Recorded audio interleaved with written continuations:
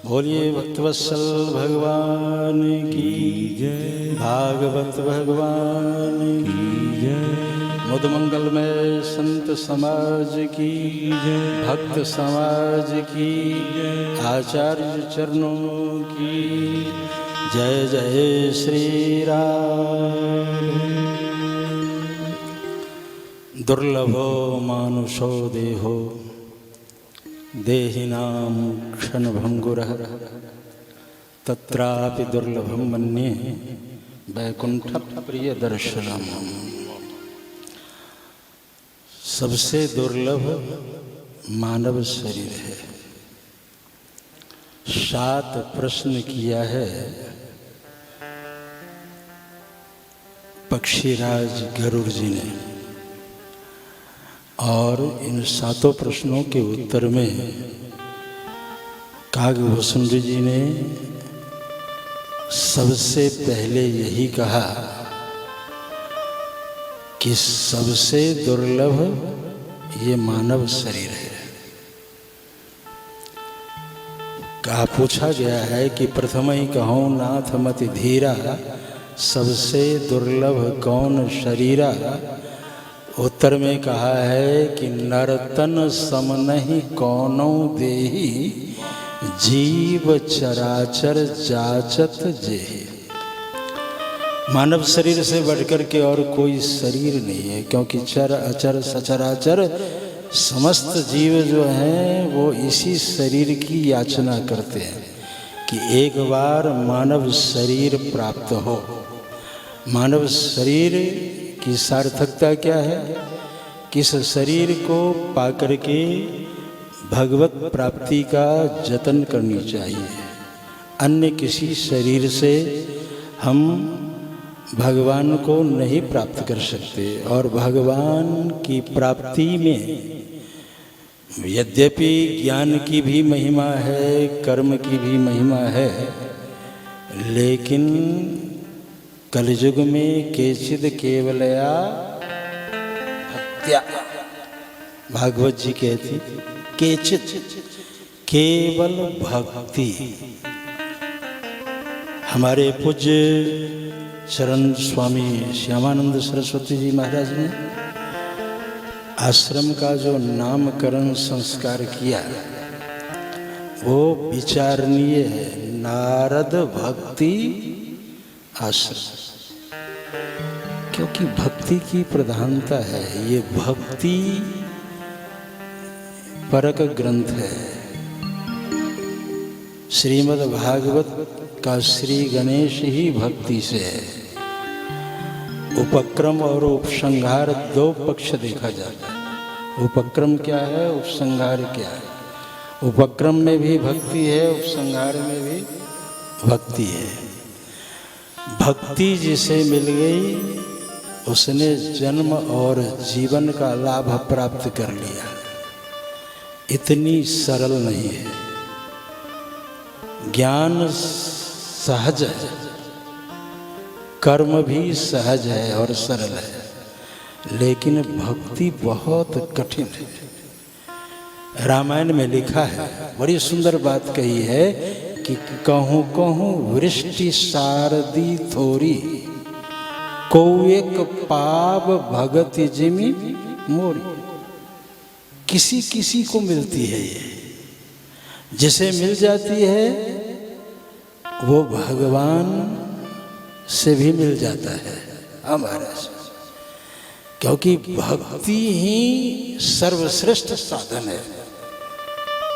लोग बार बार याचना करते हैं, जिस भगवान शंकर के यहाँ जा कर के हम खूब जलाभिषेक करते हैं, दुग्धाभिषेक करते हैं, खूब पत्र पुष्प आदि से उनकी अर्चना पूजा करते हैं, मंगल मंगल श्लोकों से उनके जसों का गान करते हैं, वो भगवान शंकर भी बार बार बर मांग्यो हरसि देहु श्री रंग, पद सरोज अन पायनी भगति सदा सतसंग।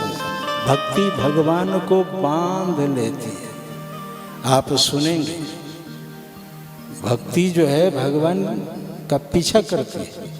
मैया जसोदा जो है छड़ी लेकर के भगवान बाल कृष्ण का पीछा करती है, और जब थक जाती है तो भगवान भी रुक जाते हैं, ज्ञान पकड़ने की चेष्टा करता है, भागते हैं, और भक्ति जब पीछा करती है तो भी भागते हैं। क्यों भागते हैं? ये देखने के लिए कि इसकी भक्ति में दृढ़ता है कि नहीं। कई लोग चलते हैं, लाल बत्ती हुई वहीं से वापस हो जाते हैं, लेकिन जिसमें दृढ़ भक्ति है वो मंजिल प्राप्त कर लेता है। भगवान भी रुक जाते हैं, धूल दूसरे शरीर लेकर के मैया आ जाती है, फिर रस्सियों से बांधती है, भक्ति ही बांधती है। तो ये भक्ति आश्रम है। भगवान ने स्वामी जी को अपनी भक्ति दी, स्वामी जी ने हमारे परम स्नेहालु सर्वप्रिय विमल जी को भक्ति दी, और विमल जी भक्ति का वितरण अधिक मास में कर रहे हैं। अधिक मास में दरअसल भक्ति ही बांटना चाहिए। वैसे तो बहुत कुछ बांट रहे हैं लोग, हमारे परमाभिन्न ये वैसे तो मनोज हैं, सबको नचाने वाले सब नाचते हैं कि सारे पर जो है। और मैं तो कहा करता हूँ कि मनोज बैरी बंदितम। तो ये जो है ना, साधुओं के भी, साधु के सबसे बड़े शत्रु मनोज हमारा, इसी से बचना चाहिए। जही बर बाजी राम सवारा तेई सारदेव न वर्णय पारा। को वर्णन नहीं, सरस्वती नहीं वर्णन कर सकती है महाराज। जनूबे मनसिज जो है वो अश्व का रूप धारण, मनसिज मतलब मनोज। तो हमारे मनोज जी हैं, आनंद वल्लभ जी पूरे ब्राह्मण समाज के गौरव हैं हमारे। तो ये सभी जो है कुछ न कुछ बांट रहे हैं।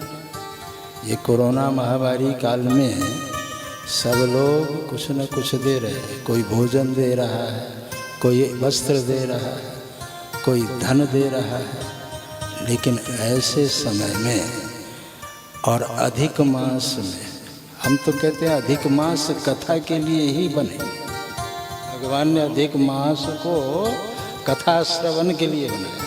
वैसे चातुर्मास तो है, मैं तो कहता हूँ पंचम मास उसमें ये जो है शामिल करनी चाहिए। जो है ये तो कथा के लिए ही है, और आगरा वालों को तो खास करके सुनाना चाहिए।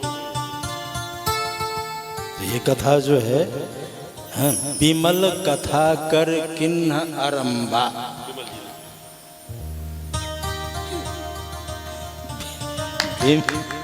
विमल, विमल मतलब स्वच्छ।